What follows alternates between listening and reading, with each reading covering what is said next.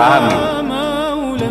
Ada kencara ibadah yang lebih rajin daripada belajar ilmu agama. Wa kaina sabda Nabi Muhammad SAW, sumu li ru'yatihi. Puasalah kamu semua li ru'yatihi, karena melihatnya.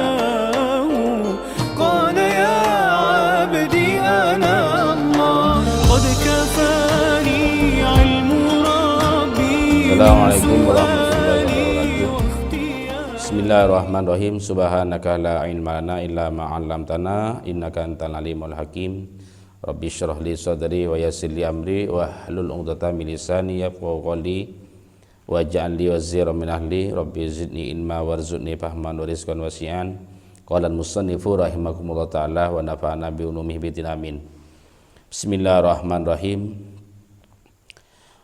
Walau usulah laka ayuhas saliku ila nihayatiha ay al ibadati illa badih kami bikasil hamzati ay isbati bidayatiha bi antasiha minkal bidayatul lati hiya syari'atu ma mulazamatika laha bil jaddi.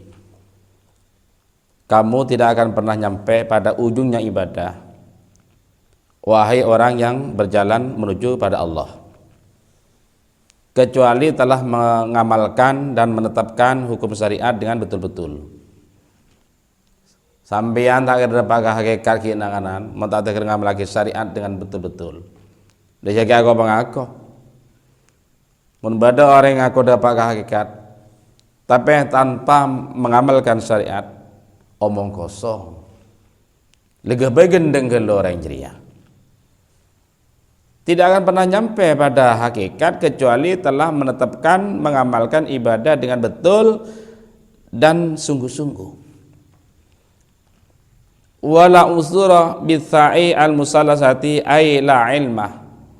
Wa fi nusatin la umurah bil ba'il muwahhadati ay la umururah ala batiniha illa badaluhu fi ay al-musahadati ala zahiriha. Tidak akan tahu pada hakikat tanpa mempelajari syariat. Tidak ada jalan atas dalamnya hakikat kecuali telah berhenti musyahadah atas luarnya hakikat, yakni syariat.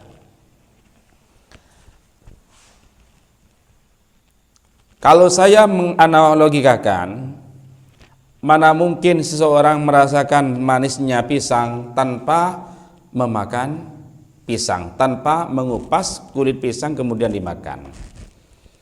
Seseorang bisa merasakan manisnya pisang bila orang tersebut mengupas pisang kemudian dimakan, baru bisa merasakan manisnya pisang.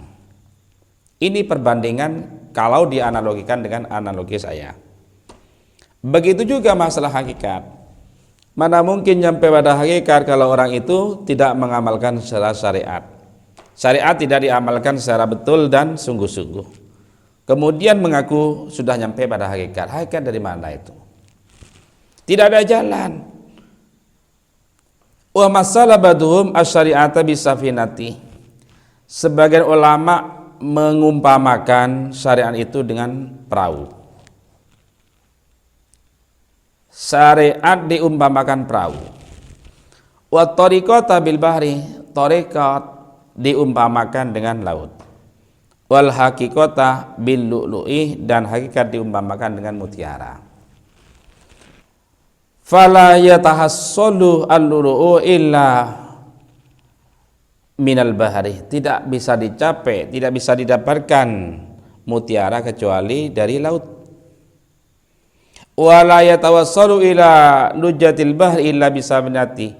Tidak bisa nyampe kepada gelombangnya laut kecuali memakai perahu. Mana bisa kita ke tengah lautan tanpa perahu? Misalnya kita ingin mendapatkan mutiara, ada yang di tengah laut. Lah, untuk mendapatkan mutiara di tengah laut itu, mana mungkin kita langsung berenang begitu saja tanpa memakai alat-alat? Tidak akan bisa mendapatkannya. Begitu juga kita ingin nyampe pada hakikat tapi tanpa melalui syariat, omong kosong.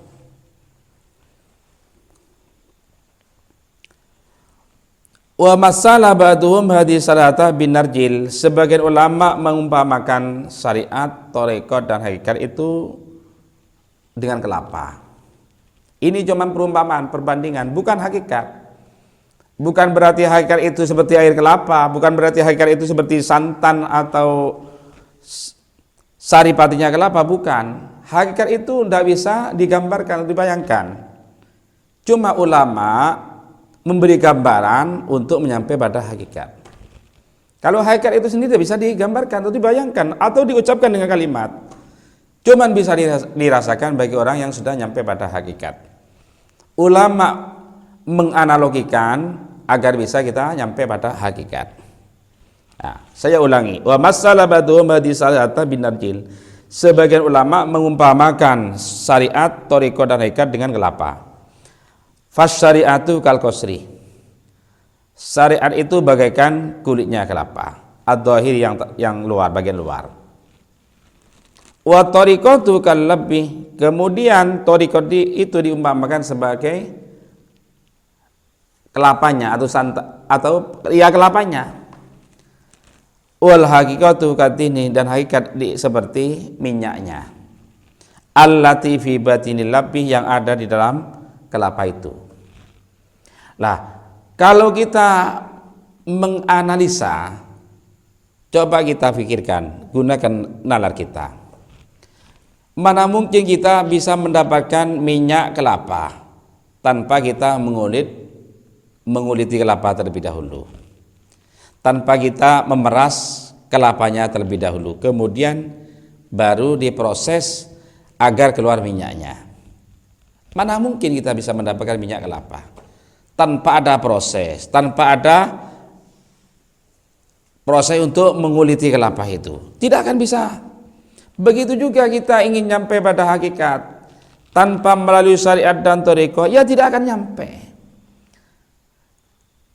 Agar kita nyampe pada hakikat seperti yang pernah disebutkan kemarin, ya kita amalkan, kita laksanakan apa yang diperintahkan oleh Allah, baik wajib maupun yang sunnah. Jauhi larangan Allah. Kita berusaha untuk riyadhah, tidak tidur malam, riyadhah, membiasakan lapar. Ini sudah melaksanakan thariqah, ini sudah melaksanakan syariah.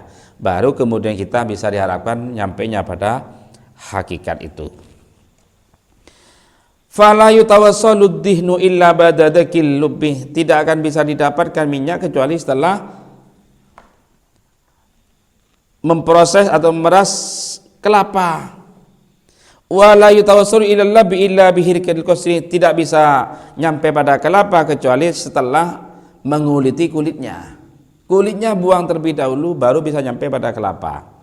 Kemudian diperas dan diproses, baru keluar minyak. Begitu juga kita ke hakikat. Syariat amalkan terlebih dahulu dengan benar, dengan betul-betul, tekuni, kemudian baru nyampe. Karena kita mengamalkan syariat sudah otomatis mengamalkan thariqah. Wa yuqalu li syariati ibadatun, dan bisa dikatakan syariat itu ibadah. Walil thariqati ubudiyatun, dan thariqah adalah ubudiyah. Walil haqiqati ubudah, dan hakikat adalah ubudah. Qala Abu Ali Ad-Daqqaq berkata, al ibadatu lil awami minal mu'minin. Ibadah itu untuk orang awam daripada orang-orang mukmin. Wal ubudiyatu lil hawas, dan ubudiyah adalah untuk orang yang istimewa.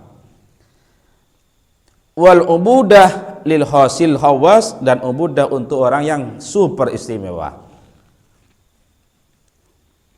Wa qala Syekhul Islam berkata, fas-sabiru ala muradillah wa huwa hamilun nafsi ala musakit taklifi li talabil jazai alaihi bi maqamil ibadah. Sabar atas kehendak Allah adalah menanggung nafsu atas beratnya beban karena mengharapkan balasan atasnya di makom ibadah.